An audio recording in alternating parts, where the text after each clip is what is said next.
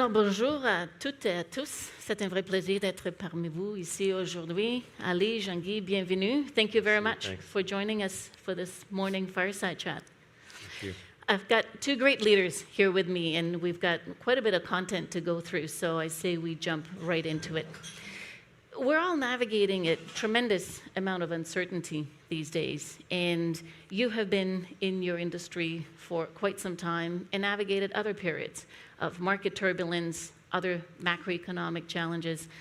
How are you and your organizations navigating the current environment, and what advice are you giving to your teams? Ali, maybe we could start with you. Sure, happy to start, and thank you all for being here. Thanks for having me. Thanks also for having me on stage with Jean-Guy as a native Montrealer. Seeing you build up Fiera has been quite an inspiration, so it's fun to share the stage with you. Thank you. Look, we believe at Janus Henderson this view of uncertainty will remain for a very, very long time. So you have to prepare for it. And we think about that in two big buckets. One is in terms of the business itself. How do you prepare the business? How do you think about the business? And two is, because we're an asset management firm, how do you invest on behalf of our clients? On the first one, from a business perspective, we do a lot of if-then analysis. So if A, B, C happens, X, Y, Z is what we do in response, and where do we draw the red line of activities that we do. So we're always anticipating and hoping to anticipate at least some of the options that might come out there. And then we communicate that. We communicate that both internally and also to our client base in a very kind of descriptive, very deep manner. And we find that it's even more important to communicate that, especially because, as opposed to us perhaps and some folks in the audience, many people haven't seen cycles. You know, unless you've been around in the industry in 2008, 2009, you haven't really seen a true cycle, a true impact. And so communicating that becomes very, very important to folks. We also look at what our peers are doing and see if there are any that are a little bit less stable than others and are looking for a safe harbor, so we can grab those and bring them to a safer harbor that Janus Henderson is. And of course, among all that stuff, we have to stay true to what we believe a true north is, what some unchangeable or immutable trends are in the marketplace, and adjust ourselves for that. That's kind of the business element to it. Then there's the investment piece to it. We can certainly go into it in a ton of detail, but broadly speaking, there too, we have to remain dynamic. We have to watch what's going on and adjust how we invest across the world, across our different asset classes. But we also have to look at things that are, again, immutable, that we want to line ourselves up to. And we see three things that are immutable and will continue for the next 5, 10 years, maybe longer. One is the geopolitical realignment. That is something we've been talking about at Janus Henderson for many, many years. It's clearly happening. It will continue to happen. And we have to think about how that impacts how we invest. Two is demographics and lifestyle changes. Yes, we're all getting older. I'm certainly getting older. But also there's opportunities to serve demographic and lifestyle changes, like AI, like healthcare, other ways to invest we can certainly elaborate on. And then the third element, which is extraordinarily important from an investment perspective, but also for people who run businesses, is that the cost of capital has changed dramatically in a very short period of time. Yes, rates may fall a little bit, but they're unlikely to go back to a free cost of capital. So cash actually costs something, which allows you to invest in a good company versus shorting or not investing in a bad company and actually seeing alpha be created. So we really think about it as options that we think about as a business perspective and where we want to invest along kind of immutable trends. That's a very helpful overview, Ali. Jean-Guy, I know you and your teams have spent quite a bit of time looking at different economic scenarios. How is that helping you navigate the current environment? Well, to answer your question, which is how we navigate in this world of great uncertainty, and it's the message that we send to our investment teams, you have to go back to the process that we use, that we've been using for decades now, which is to have a global macro analysis of what's going on around the world, and which I lead. I lead that team, as a matter of fact, and then focus on the 5 major economies and develop economic scenarios. That's how we deal with uncertainty, because we're having uncertainty today, which is a certain type, but we always have uncertainty. We had major uncertainties. COVID in 2020, that was major uncertainty. So how we deal with that is by identifying and developing those economic scenarios, pulling out of that the capital market expectations in terms of rates of return by asset class, by economic scenario, which gives us a matrix of expected rates of return, which is the foundation of our decision-making process. Now, we allocate probabilities of occurrence to these scenarios, and we have a view and a judgment at the macro level about what's the highest probability scenario. And that triggers our activity on the tactical asset allocation side of things. So I run the tactical asset allocation decisions of the firm, and that's the process behind where that decision comes from. Then we push it down at the portfolio management level. So each portfolio management team, the leader of that team, meets with us, and we discuss and talk about the scenarios, we talk about the expected market returns, we talk about the probabilities, which is our probabilities, which is a subjective decision. But they have the responsibility and the decision-making of their own. Okay? So as an example, we will meet with the public market fixed income teams, the public market equity teams. We're going to meet with the private market teams. There's about 19 of those. Okay?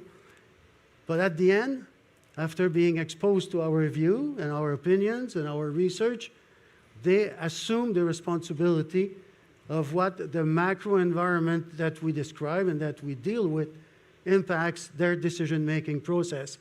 So as a final example, okay, we may, in our highest probability scenario today, which we do, have a view that 10-year rates in the US will be going up and will be trading between 5.1 and 4%.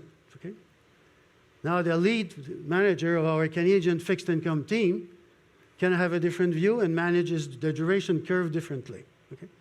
But we expose him. He picks up all the information, the knowledge, the views and opinions that we have, but at the end, they're all autonomous in their decision-making process. Okay? Thank you. And Ali, you alluded to the fact that many have not seen big cycles, right? Many are new or midway in their careers. So what advice do you give to those on your teams who maybe haven't seen a cycle like this? And it would be great to hear your perspective, Jean-Guy, as well. Yeah, so we similarly to Jean-Guy, allow people to make their own decisions, and we infuse information with them. We are a little bit different where we don't have a top-down view of here's what we think rates will do, here's what we think the economy will do, but we give them the information to be able to make a lot of their own decisions in pockets of the organization. So our equity suite, or our fixed income suite, or our private suite, or alternatives suite more broadly. So we allow them to make their decisions, but we give them the information. Part of this, the most important part, is to know what the North Star is. And so I'll give you a few examples in some of those trends that we were talking about. For example, the geopolitical piece. So geopolitical realignment is happening, it will happen. We give our investors, our portfolio managers and analysts the information around supply chains. They then have to think about their companies and see who has redundant supply chains, who has a little bit more of a service business than not a service business, and understand how changes might impact in scenarios in terms of how they want to invest. We talk about innovation in a very big way. We think that's a very big knife that cuts through a lot of the uncertainty, knowing what innovation is out there. Oftentimes for us, those are in smaller and mid-cap companies who innovate, yes, perhaps using politics as a lever, but importantly to that second piece, innovate based on demographics and lifestyle.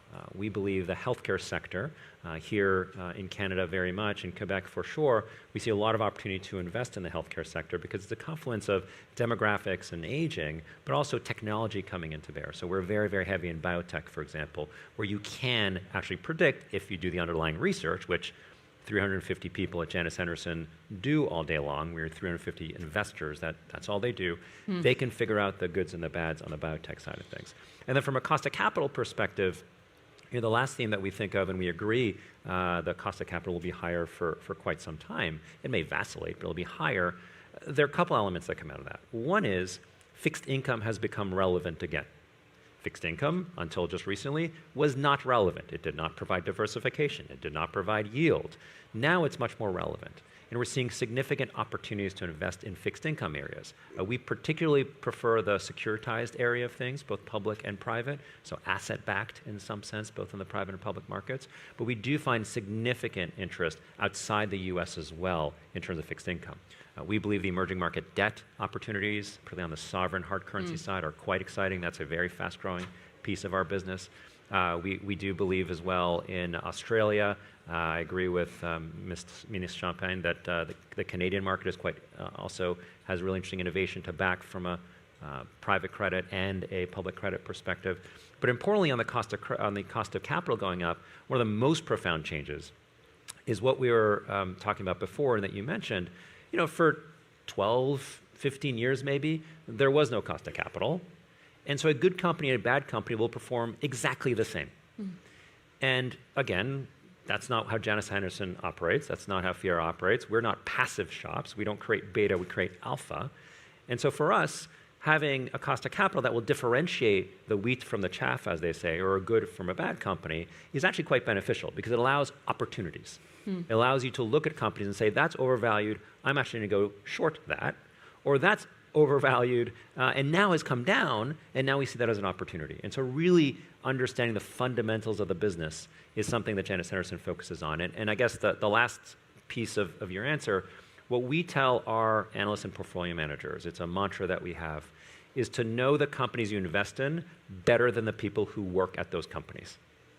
In that, we can find opportunities for our investors, for our clients, the 60 million people around the world who rely on Janus Henderson for their well-being. That's how we find opportunities, no matter what uncertainty happens over the years. And Jean-Guy, what advice do you give to your teams at this time? We tell them to carry on exactly what they've been doing in the past, and that if the macro environment and the uncertainty that's being created, especially by the policies of the U.S. administration, they can adjust themselves, the decision-making that they have to make in their strategies, using this global macro input that we give them our views, like I explained. Well, I'm not going to say it again, but we explain to them exactly the way we see it, but they have authority and autonomy in adjusting themselves on how they will manage their specific strategy using or adjusting our views. They don't have to use our global macro view and our judgment on the economic scenarios to adjust and line up their decision-making process. They can use it, but they're autonomous in their own decision-making. Got it. So there's a fair bit of independence. So let's move on in terms of investor behavior. Given the context that you just laid out, we are seeing shifts in asset class allocations, geographic allocations as well. Maybe, Jean-Guy, I could start this one with you. What are you seeing at Fiera? About the shifts that are happening? Correct. I think a good indication of that is what's been happening to markets since the beginning of the year. So you notice that the highest performing market this year, there's a currency impact there, but still is the European equity market. The second highest performing is emerging market, and the least performing is the S&P 500. Okay, and that's an indication of what shift is occurring. Okay, at Fiera, as a result of our scenario analysis and the way we approach things, last fall we had a scenario which was that the Trump Republicans would win, and that they would win everything. Okay, they would win the presidency, the House, and the Senate. Okay, so under that scenario, obviously, we assumed that everything that they campaigned for would be implemented, and it happens that it's exactly what's happening. But that was last fall, and in that scenario, it led us to underweight equities in our client portfolios. So we had a 10% underweight in those portfolios where we manage the allocation on a tactical basis. Okay? So what have we done? Okay, we reduced equities. We reduced fixed income because we had a view that 10-year rates would be going up. So we underweight equities, we underweight fixed income. We shifted money outside of the U.S. into Canadian equities this time. Nicely, Canadian equities are outperforming U.S. equities by 5%. We didn't overweight European equities. Okay, we missed that. We could have won that as well. But what we've done is we've maximized our exposure to alternative strategies. And something very special at Fiera is we use a number of those alternative strategies as a substitute to traditional fixed income. Okay? And if there's a message I'd like to carry or communicate today, is you take some of those alternative strategies, private credit, alternative credit, for example. You look at the risk-return characteristics of those strategies, and it's far better than the risk-return characteristics of a traditional fixed income security or fixed income portfolio. Okay? The difference is that you get a liquidity premium, but if you can live with the partial liquidity available to alternative strategies, you can contribute significantly to improve the efficiency of a client portfolio by substituting some traditional fixed income, not all of it, but some of it, for those alternative strategies. Okay? So we've maximized the exposure to, but think about alternative strategies, some of them, not all of them, you don't use real estate to do that, but some of those alternative strategies are real good substitute to a traditional fixed income investment. And the balance, we had it in cash. So that's where we are today. Okay? So we're underweighted equities, underweighted fixed income, maximum exposure to alternative strategy, and the rest is obviously a meaningful overweight in cash. Okay? So that gives you an indication of where the market seems to be reading this, and I'm giving you specifically how, from our scenario analysis, we read this. Okay? And Ali, what about it, Janus Henderson? What are you seeing? So a few things similar, a little bit different perhaps than Fiera in a few areas, but broadly speaking, we certainly saw the opportunity, and our investor base was very much looking outside of the U.S. much more so. So roughly a 10% shift is how I would describe what's been happening from an investment perspective outside the U.S. Now, you think about it, the U.S. on a global basis is usually around roughly 60% of people's allocations. So taking 10% of that, 6 points away, is actually quite meaningful, both in the U.S., but also going into Europe, going into the UK, which we're actually quite positive about. Our headquarters are in the UK. I have a little bit of a bias there, but you're seeing a lot of money coming into those regions, and 6% of the global allocation going to those types of places is actually a very big number for those areas that have a smaller base. So UK, Western Europe, we're seeing a lot in the Middle East. In fact, to build on Jean-Guy's point, we see a lot of private credit opportunities outside the US as a big opportunity. In Canada for sure, but in the Middle East, we brought on board a team that's been there for 20 years that really does private credit locally for the entrepreneurs that get the benefit of having a very vibrant economy, but the challenges of not having a very sophisticated banking system. So we provide them with that credit. We're seeing some opportunities in Australia and Asia as well. So a very big shift, point number one, go international. Now, to be fair, that doesn't mean there aren't opportunities in the US. We're seeing a lot of, as they say, babies thrown out with the bathwater, where there are stocks that have come down that are great, high-quality names, that we go into those spaces and actually provide capital and get the benefit over the long term, at least so far we have done. That makes us lean a little bit towards, and I was saying before, the smaller and mid-cap range of things that sometimes have really great innovation that has not seen the light of day yet, that we can anticipate that, again, with our goal of knowing these companies better than the management team. We know the markets, and so we see that opportunity too. On the fixed income side, just to add, I completely agree. We believe that the securitized aspect of fixed income in particular, both public and private, so CLOs and private credit outside the US. I'm a little bit hesitant about private credit inside the US because it's become a broadly syndicated loan market, except for particular pockets like asset-backed, where we brought on board a team from Chicago, Victory Park Capital, to deliver asset-backed, so you have an actual asset that you're lending against. But beyond that in the US, I think there's a little bit of challenge. Outside that, we still think there's real opportunity. So effectively, I'd say go international. I would say go small and mid-cap, driven by innovation, for sure, even in the US. And then from a fixed income perspective, publics and privates, there's opportunities, but especially on the securitized and the asset-backed side is what we enjoy. And if we want to touch for a few minutes on the medium term, Ali, you alluded earlier on to the trends and impact from AI, demographics on the industry. Do you see any structural shifts in the medium term? I do. I really do think that there are at least 2 or 3 structural shifts that we're observing. The first one is for folks who have been historically putting their capital in just a passive index fund, right? The S&P 500 or the FTSE, whatever it is, that's not going to work anymore. Again, it goes to the point of there is a cost of capital. There is a lot of uncertainty. Things are moving left and right. You have to be much more dynamic. You can't put your money in those and just hope that everything will go up. It will not, because the world is much more complex. So we're seeing a shift from passive to active asset management.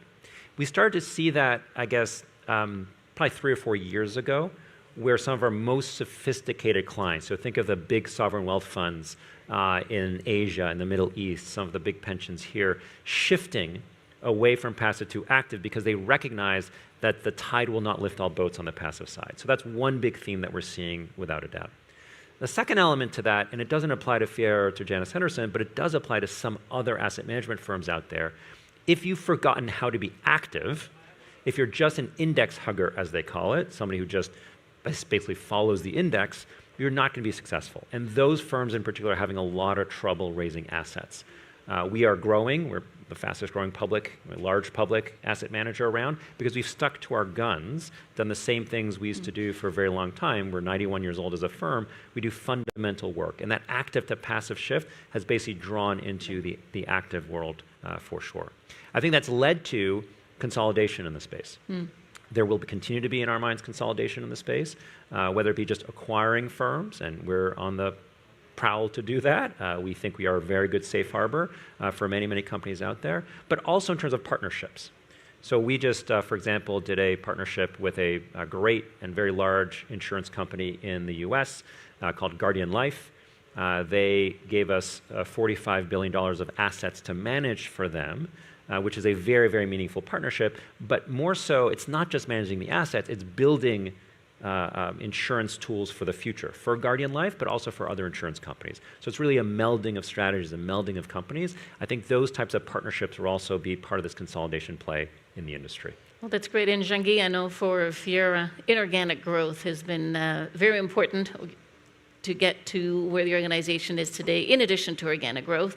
If you look out to the medium term, do you see it as a combination of the two playing an equally important role? Anything that you could share with us?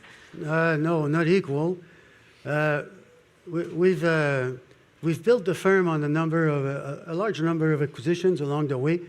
Very, very importantly, every time we made an acquisition, the objective was to acquire investment management talent, which is how we've built this.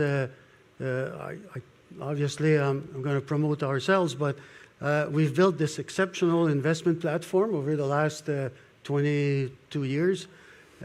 So the future for us is much more organic.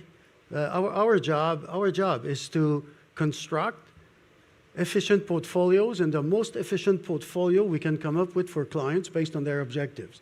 It's very basic, okay? And the way to construct efficient portfolios, well, it's by having investment management talent, for one, okay? It's by having a wide range of investment options, asset classes, because the more you have, the more cross-correlations go to work, and the better or the higher you have, the higher probability you have of building a very efficient portfolio for the client. So organically, our priority is to improve as we move along, as much as we can, the quality of our investment management people. The second one is to provide them with the best technological support that's available out there. And the third one is just to support them. Portfolio managers need to be supported. They need to be supported emotionally. They need to be supported when things don't go well.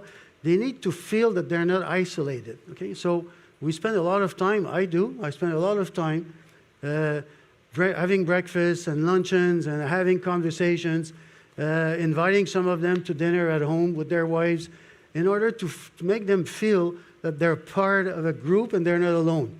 Because it's tough to be a portfolio. You've been a portfolio manager. I've been a portfolio manager. Everyone in this room who's been a portfolio manager and assumed the responsibility of being measured every minute of the day, okay? To know if you're good or if you're bad. It's tough, okay?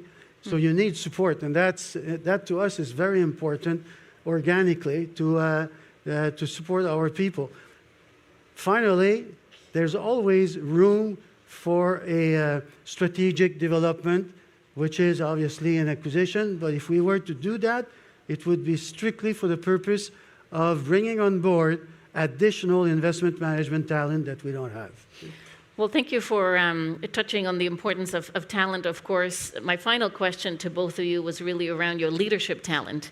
And so as you look ahead, the accelerated pace of change is going to stay with us.